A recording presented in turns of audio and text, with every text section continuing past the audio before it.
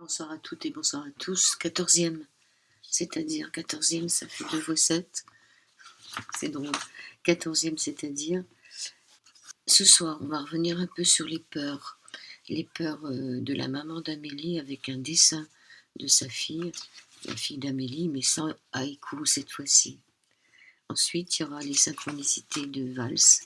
C'est elle qui nous avait parlé de ce sujet. Puis Claudia qui nous revient et qui va nous parler en audio du thème sur les promesses et un peu sur les superstitions. On va commencer par les peurs de la maman d'Amélie. Cher Joël, c'est moi la maman d'Amélie qui vous envoie ces dessins. Elle est d'accord pour cela. Voilà de quoi j'ai peur. Des hommes et des femmes qui ont faim, des guerres, des bruits de bottes, de cette jolie terre qui nous voulait du bien. Peut-être est-ce le manque de communication avec la nature sauvage. Comment peut-on laisser des personnes sans eau douce, sans soin, du colonialisme envers des peuples qui au départ vivaient selon leurs coutumes? J'ai peur de la peine de mort dans des pays qui font ça. C'est pas normal. Pour le reste, je n'ai qu'un cœur, je vis les yeux au ciel et parfois je peux regarder une fleur longuement. La peur est une chose qui vient de mon berceau. Pour le dernier haïku, ma fille Amélie n'a pas fait le dessin. Amélie m'a offert... Ah oui, donc ça voulait dire que le dernier haïku qu'on avait eu, c'était pas un dessin d'Amélie. Amélie lui a offert pour Noël 3 livres de haïku. Et le dessin que je vous ai mis au-dessus, c'est un dessin d'Amélie. On va passer aux synchronicités de Valls. Des synchronicités, j'en vis plusieurs fois par jour. C'est magique, et la magie, n'est-ce pas l'âme qui agit avec mon guide? Par exemple, ce matin, au réveil, je croise les doigts pour retrouver ma clé de voiture perdue mystérieusement la veille. Puis, je clique sur la vidéo de Joël, 13e partie, celle d'hier, et je vois la photo au début qui représente une jeune femme en train de croiser les doigts. Je venais juste de décroiser les miens.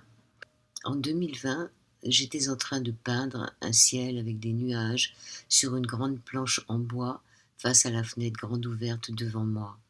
J'écoutais Romuald Leterrier, interviewé par Joël Verin.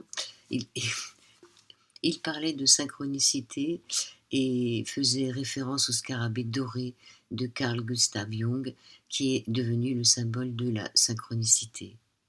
Romuald racontait approximativement qu'il avait fait l'expérience d'un scarabée doré ou cétoine doré alors qu'il donnait une conférence sur le sujet. Son ami Jocelyn Morrison avait également rencontré cet insecte lors d'une conférence sur le même sujet, le même jour, à un endroit différent en France. Elle dit « J'espère que je ne déforme pas les propos de Romuald ». À ce moment-là, alors que je peignais, une cétoine dorée verte vint percuter mon front et se retrouve sur le dos sur ma peinture. Je la retourne délicatement, alors qu'au même moment, Romuald disait qu'il retournait le scarabée qu'il avait percuté et qui s'était retrouvé aussi sur le dos. J'ai souri. J'étais stupéfaite. Je me disais que j'avais quelque chose à comprendre de la magie de cette synchronicité au moment où elle se produit. Une autre synchronicité m'a marquée.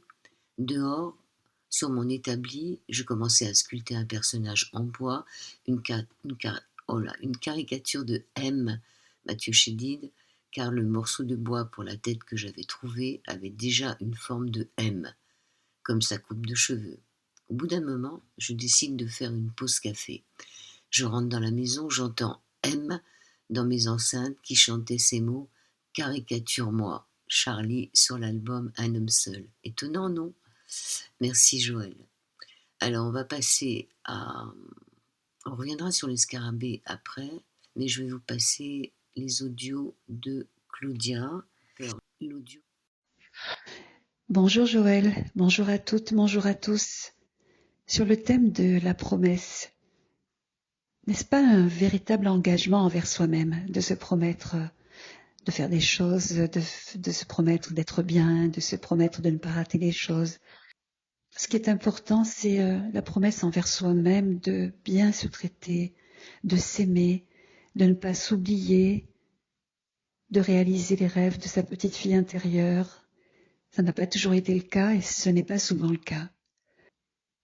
Je me promets par exemple de ne pas faire du mal avec mes mots, parce que parfois un seul mot, ça fait du mal à quelqu'un, de ne pas faire du mal à autrui avec le verbe. Je me promets aussi de conjuguer l'amour le plus souvent possible. Je me promets de ne pas fermer mon cœur. Je me promets de ne plus fermer mon cœur. Je me promets d'être authentique, de conjuguer le soi, S majuscule O-I. Je me promets tant et tant de belles choses. Je me promets aussi de sortir de la survie. En ce moment, nous sommes beaucoup dans cette espèce de vie-survie. Et je me promets de vivre encore bien dans un âge avancé. Je me promets de trouver la force pour affronter n'importe quelle épreuve. Je me promets aussi d'être une personne qui sera contente de sa vie, de ce qu'elle a fait et de ce qu'elle peut encore faire. Je me promets encore de faire le mieux que je puisse faire. Toujours à propos de la promesse, Joël, ça m'a intrigué ce mot, la promesse. C'est en fait l'étymologie latine qui veut dire aller en avant, assurer. Lui-même composé de pro, en avant, devant, émitter, envoyer, produire, émettre. Donc, quand il s'agit de promesses, on envoie quelque chose, on produit quelque chose, on émet quelque chose, et toujours en avant, toujours droit devant. Donc, une promesse, c'est devant nous. Si on émet une promesse, c'est assurément que l'action se fait au présent, au futur, mais en tout cas, ce n'est pas une promesse de l'arrière ou du passé. C'est une promesse qui nous fait aller de l'avant pour oser agir peut-être, oser faire des choses pour soi, oser ne pas oublier de faire des choses pour les autres que l'on aime, promettre à quelqu'un de le revoir, promettre à quelqu'un de ne pas l'oublier, promettre à quelqu'un de prendre soin de ses animaux, promettre à quelqu'un que tout va bien se passer. Ouais, c'est beau la promesse. Un autre texte audio de Claudia sur les superstitions. Coucou Joël, donc merci pour ce thème de la superstition et merci aussi à Vals pour ce texte qui est fort de café, c'est clair. Alors, superstition, en premier ça m'évoque la chanson de Stevie Wonder, Superstition. Bon, j'adore la musique donc automatiquement je suis baignée dedans depuis très longtemps. Et voilà. Ensuite, ça m'évoque aussi que les animaux, parfois, ont été pourchassés en tant qu'animal qui portait la poisse, comme par exemple le chat noir, associé aux sorcières. Ces pauvres femmes qui ne faisaient parfois que ramasser des plantes et faire des potions pour soigner, apaiser, guérir. Bon, évidemment, parfois pour oxyre, hein, pour empoisonner. Mais voilà, c'est dommage quand même que les animaux portent ce fardeau sur eux de superstition. Ensuite, la question à se poser, c'est pourquoi nous fabriquons aussi des superstitions. Parce que, imaginons, tu passes sous une échelle et je sais pas, en accrochant ta veste sous l'échelle, ton porte-monnaie tombe et tu pars sans ton porte-monnaie. Quelqu'un passe après, il te le récupère, il est honnête, il va le le déposer dans un endroit où tu peux le récupérer, ok. Il a laissé son numéro de téléphone, hop, toi tu passes le prendre pour le récupérer, par exemple à la mairie, et ben voilà, vous tissez un lien, il a une information à te donner ou toi tu as une information à lui donner, donc en synchronicité, et voilà, donc la superstition de passer sous une échelle, là ça prend tout un sens de synchronicité par la suite. Alors, est-ce qu'une superstition est écrite ou est-ce qu'une superstition, on se la fabrique? Peut-être les deux. Nous, les humains, nous sommes tellement dans le paradoxe que toute situation peut être paradoxale, y compris celles qui sont peut-être écrites. Voilà, Joël, ce que je pensais tout à l'heure après ma séance de rééducation. Et en tout cas, merci pour tout ce que tu nous proposes et surtout tiens le coup jusqu'au 31 août. On adore ça. Merci, Joël. Merci Valls, merci Claudia. Je pense que je vais essayer de tenir jusqu'au 31 août. Soyez nombreux à nous retrouver. Merci à ceux et celles qui laissent des commentaires sous les vidéos. Souvent on me demande mon mail, je vais te donner. Donc mon mail c'est solune, comme le soleil et la lune, c'est-à-dire S-O-L-U-N-E, solune, avec un 7, bien sûr en chiffres, @gmail.com, solune7@gmail.com. En général, les mails sont pas dans les descriptions, mais quand vous allez sur la chaîne de quelqu'un, il y a marqué à propos, et quand vous cliquez sur à propos, en général, vous avez des informations sur la chaîne. Alors, qu'est-ce que je voulais dire? Je voulais revenir sur, pas sur les synchronicités, mais sur le scarabée vert de Jung. Figurez-vous que moi j'en avais un qui est resté longtemps sur mon bonsaï, tout un hiver. J'ai des animaux comme ça. Une fois c'était un papillon, là c'était un scarabée vert. Il était sur mon bonsaï, il bougeait pas. Je pense qu'il hibernait. Enfin, je sais pas. Et puis à un moment, il a commencé à bouger et il était tout flagada, tout flappy. Je me suis dit, qu'est-ce qu'il faut faire pour qu'il reprenne un peu vie? Alors, j'ai d'abord été chercher un peu d'eau que j'ai mis dans ma main et je me souviens pas s'il a bu l'eau, mais après j'ai été chercher une mie de pain. J'ai fait une espèce de boulette pas trop serrée et il a un petit peu picoré la mie de pain. Et alors ce qui s'est passé, qui est assez étonnant, c'est d'un seul coup il s'est mis à partir en vrombissant. Il a ouvert ses ailes, ça a fait un bruit d'enfer. J'ai poussé un cri, j'ai eu peur et il est parti. Voilà mon scarabée vert. Mais c'est toute une histoire, les animaux qui restent chez vous comme ça, ou les oiseaux qui rentrent par les fenêtres des fois.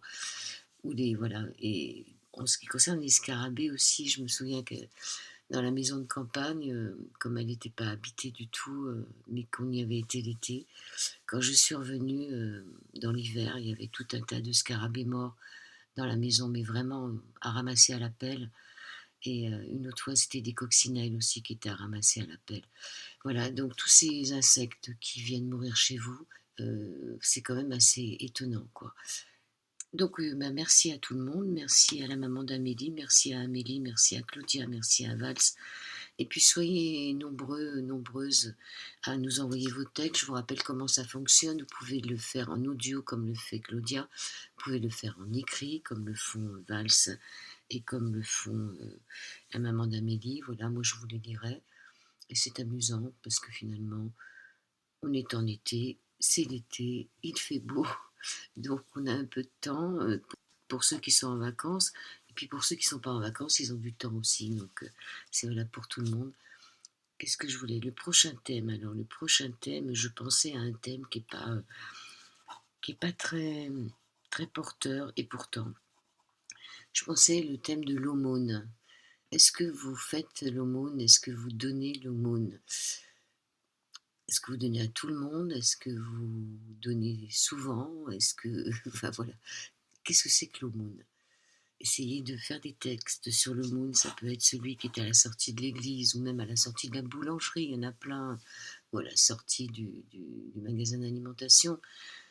Il y a celui qui demande rien aussi. Voilà, moi je ne veux pas vous en dire trop. Essayez de trouver ce que c'est que cette aumône. Dans le métro parisien, il y en a beaucoup. Dans les bus, il n'y en a pas. Mais dans les métros, il y en a pas mal.